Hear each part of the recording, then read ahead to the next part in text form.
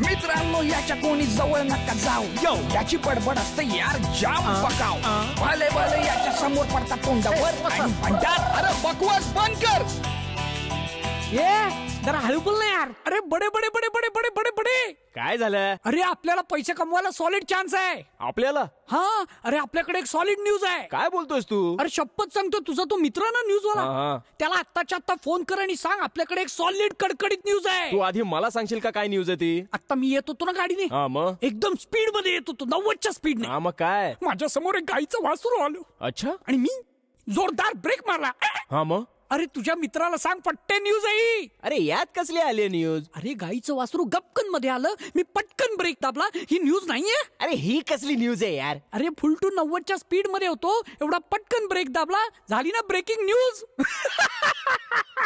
अरे बकवास बंद कर.